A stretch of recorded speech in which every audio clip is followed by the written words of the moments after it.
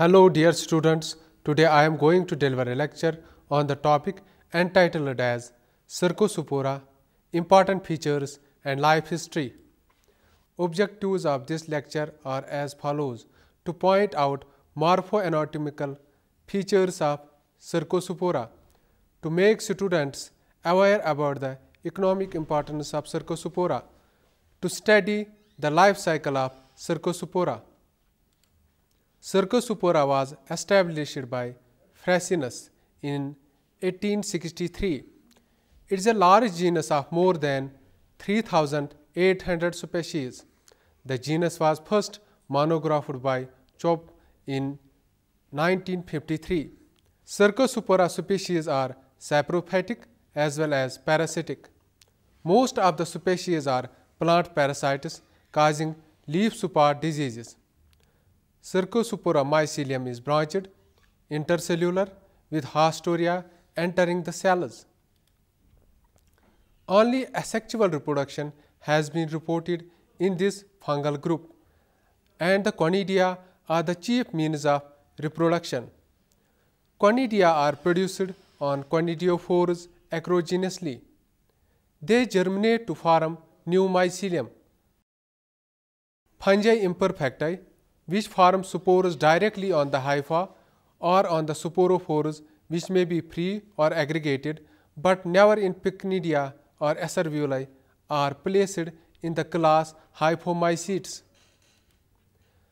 Cercospora also belongs to Hyphomycetes. Species of Cercospora are economically very important because most of them act as plant parasites. The name Cercospora is derived from a combination of Greek words kerkok meaning tail and sporos meaning seed, thereby meaning the filiform conidia of the fungus.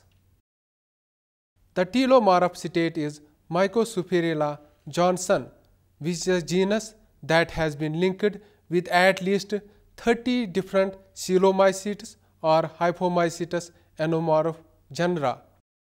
Cross and Bryan in 2003 re-examined the Cercospora and presented a compilation of more than 3,000 names published in the genus Cercospora.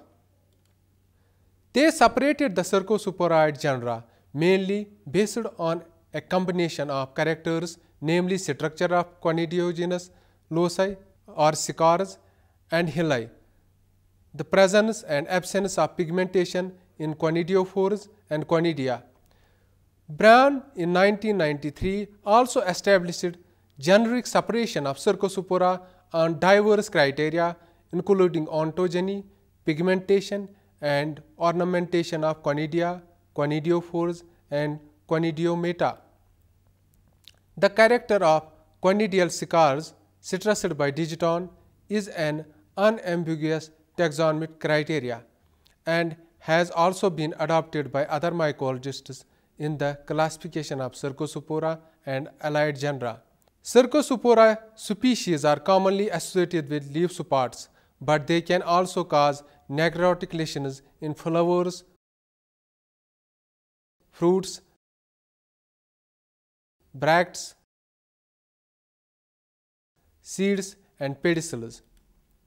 In addition, several species of this genus are also known to be hyperparasites of other plant pathogenic fungi and are employed as biocontrol agents of weeds. Now, general symptoms and damage of Cercospora on different hosts. Symptoms caused by Cercospora species are variable. Leaf spots may or may not be present. Leaf spots range from a faint discoloration on both the surfaces of leaf to well-defined and conspicuous leaf spots with colored borders. Often, effuse fruit bodies are visible on the lower leaf surface when no leaf spots are visible. When the disease reaches a certain stage, the leaf may curl, dry, and often droop from the plant. Many species of Cercospora also affect the blossoms, fruits, succulent petioles, and young stem. Spots may turn the entire leaf yellow or brown, after which it shrivels and dies. Species of Cercospora are economically very important because most of them act as plant parasites. Some common species are Cercospora calotropis on Calotropis procera, Cercospora hibiscus on lady's finger, Cercospora rosicola on rose, Cercospora personata and Cercospora archidicoli on groundnut, and Cercospora beticola on sugar beet. Tika disease of groundnut is widespread in India and is caused by Cercospora personata and Cercospora archidicoli. When this disease is in serious form, the loss to crop yield ranges from 22% to 70%. Carrot leaf blight is caused by Cercospora caroti. Now, vegetative structure of Cercospora. The mycelium of Cercosporous fungi is branched and septate. When the mycelium is grown in culture, it is hyaline initially and turns greenish brown at maturity. They can live as parasites or saprophytes. When the fungus infects the host, the hypha are cylindrical and branched. When they grow intercellularly, they form lobed hausteria. In case of Cercospora archidicoli, the mycelium is intracellular as well as intercellular and lacks haustorium. In case of Cercospora personata, mycelium is totally internal and intercellular, which sends branched haustoria into palisade and mesophyll cells. Now, dear students, I will tell you about reproduction of Cercospora. Before the mycelium switches over to reproductive phase, the hyphae accumulates at some places and becomes compacted to form a brown to black globular mass of hypha called stroma. From the stroma arise conidiophores.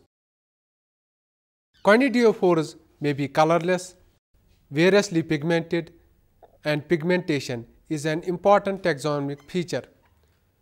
Conidiophores may be formed singly or arise from hypha as lateral branchlets, or they are arranged in loose or dense fascicles. Thus, vegetative mycelium gives rise to erect conidiophores which bear a single conidium at its tip or apex.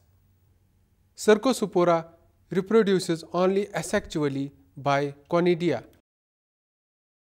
In cercosporoid fungi, conidiogenesis is blastic, determinate, and show sympodial proliferation. Conidia may be single or they may be held in chains. Cercospora is characterized by long, cylindrical, obovate, multiseptate, hyaline, or brownish conidia. They are ash gray to light brown in color. Conidia have constant length-breadth ratio of 1:10 to 1:150. The first formed conidium is pushed to one side and a new conidium is formed at the apex. Conidia are blown by wind or raindrops. As the conidium separates from the conidiophore, it leaves a scar on the conidiophore. On germination, a conidium forms one or more germ tubes, which give rise to a new mycelium. Thus, life cycle is completed. Sexual methods are either absent or not reported yet. Perfect stage of some fungi are known in the genus Mycosphaerella. Two anomalous groups of Cercospora are found to exist, that is, those with colored conidia and those with hyaline conidia. The conidia of Cercospora species are either straight or curved. They can be acicular, filiform, obiclavate, or may have a combination of shapes. The conidia of Cercospora are characterized by haline or pale oliveous pigmentation and are euseptate, that is, septa are formed by all existing wall layers. Now, some major diseases caused by Cercospora. First of all, carrot leaf blight. Causative organism of this disease is Cercospora caryotae. Symptoms: Cercospora leaf blight shows leaf spots which begin along the margins of the leaves and result in leaf curl. Spots inside the leaf edges are small, circular, and tan or gray to brown with a dead center. With the increase in number and size of lesions, the entire leaflet withers and dies. This reduces photosynthesis.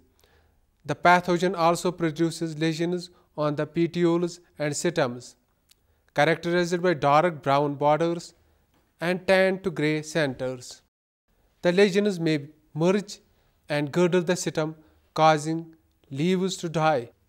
Damage occurs to host because the pathogen causes severe blight on the leaves and petioles. Now, disease cycle of this pathogen. The pathogen survives in the seed and on diseased crop debris in the soil. The fungal pathogen produces spores that become airborne and are spread predominantly by wind. Moisture is essential for infection because spores require surface moisture and warm temperatures to germinate. Now, Tika disease of groundnut. This is also a serious disease. Causative organism of this disease is Cercospora orchiticoli and Cercospora persinatum.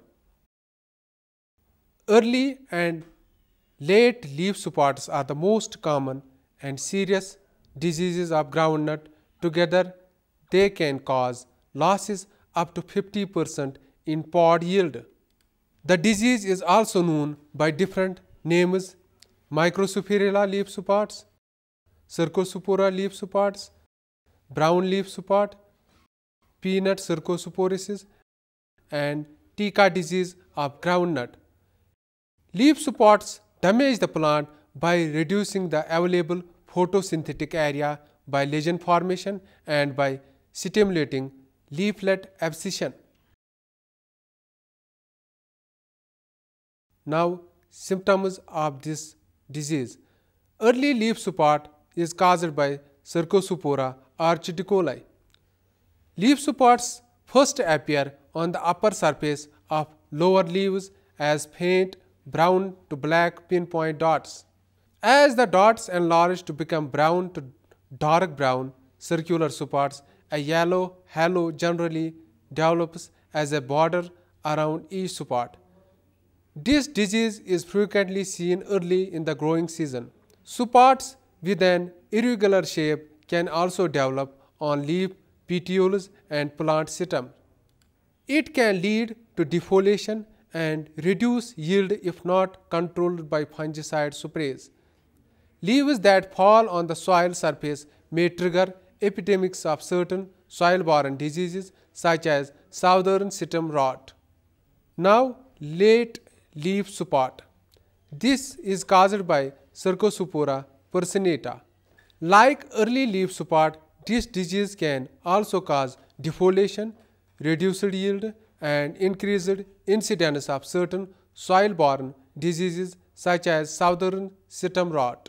As the name implies, late leaf spot is most prevalent during the late part of the growing season.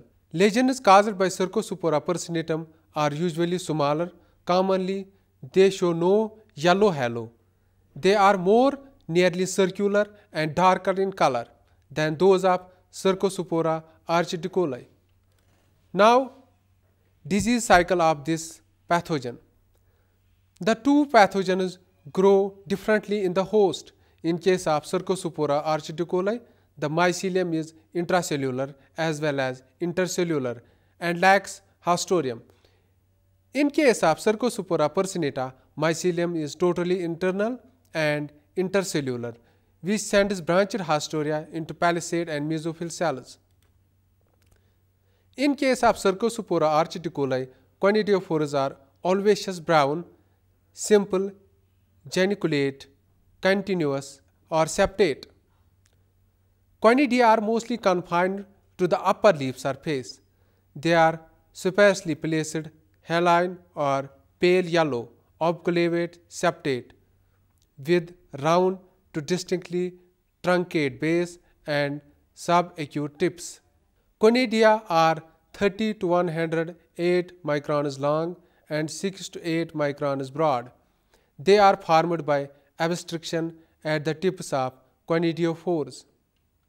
In case of Cercospora personata, conidia are restricted to the lower surface and cushions of conidiophores are formed in concentric circles. Subcytomatal cavities are filled by hyphal aggregation to form cytomata. From the cytomata arise conidiophores which rupture the epidermis. Conidiophores are haline to dark brown, septate or not septate. Sometimes branched, straight or flexus and show distinct geniculate, that is, knee-like bends.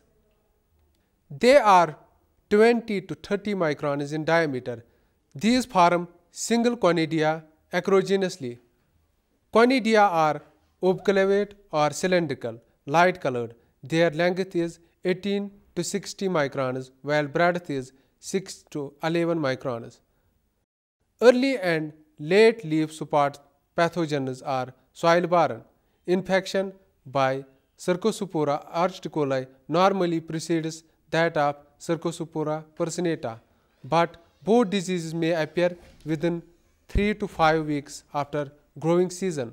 Conidia are produced directly from the mycelium in crop debris in the soil following early rains and when deposited on the leaves of young groundnut plants by rain splashes and wind, they initiate the disease cycle.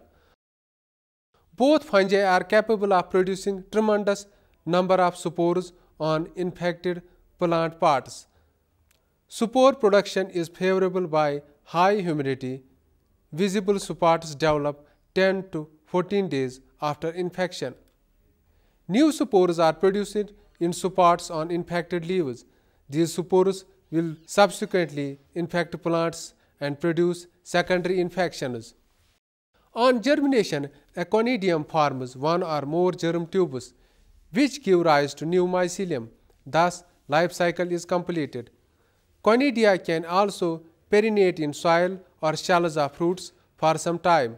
Thus, they act as main inoculum and help in the perpetuation of the disease. Infection of new host occurs by direct penetration through cytomata of upper epidermis. Leaf support can increase rapidly under favorable conditions as several secondary cycles may occur per season. Abundant peanut residue in the fields where peanuts are cropped continuously often results in early and rapid development of leaf spot. Now, grey leaf spot disease of corn. Grey leaf spot disease of corn is caused by fungus Cercospora zeamadis. This disease occurs throughout the maize growing regions of the world where the growing season is characterized by high humidity and temperature between 22 and 30 degrees. Overcast cloudy days favor this disease. Now, symptoms of this disease. Mature foliar lesions are rectangular, grey to tan in color, long and run parallel to the leaf veins. Under severe disease, lesions may coalesce and blight the entire leaf. Initially, tan-colored lesions are confined to leaf margins as the fungi are not able to penetrate sclerenchyma tissue in the leaf veins. Early symptoms of infection include pinpoint lesions surrounded by yellow halos, which elongate later and assume rectangular shape. Lodging may occur if stalks are also affected. When disease increases, entire leaves can be blighted and lesions can develop on comb sheaths also. Severe blighting not only causes premature death of leaves but also reduces the amount of photosynthate, that is sugars, required for air fill. Grains are not properly filled by sugars because photosynthetic sugar producing leaves are damaged. Lodging is also major cause of disease. Now, disease cycle of this pathogen.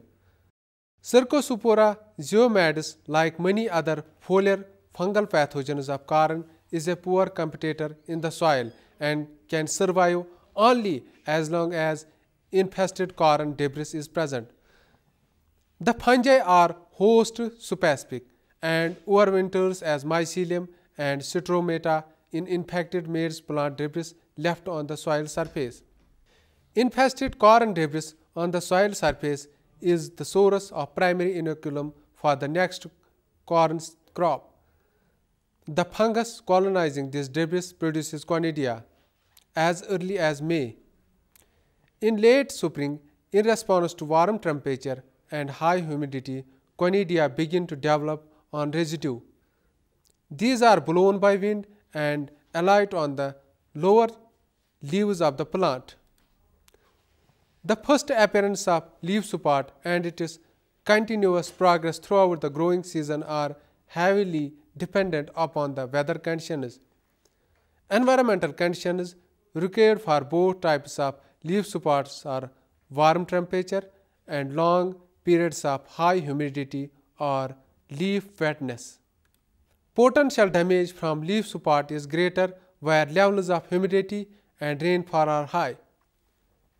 Frequent irrigation with small amounts of water can also create prolonged periods of high humidity and leaf wetness favorable for the infection. Dear students, this was all about the topic. I wish you success in your future endeavors. Thanks a lot.